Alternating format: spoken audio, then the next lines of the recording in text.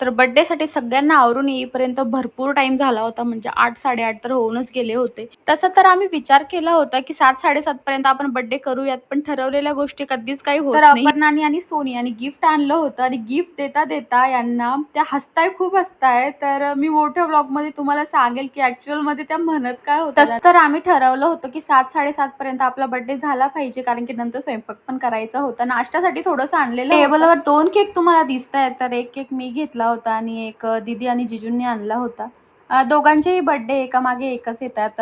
30 जानेवारीला यांचा असतो आणि 31ला त्यांचा असतो.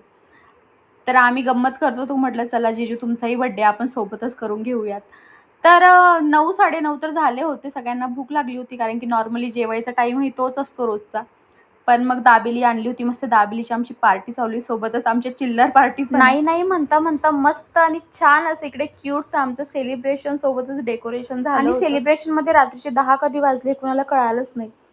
तर असा होता आजचा दिवस. चला भेटू लवकरच, तोपर्यंत बाय.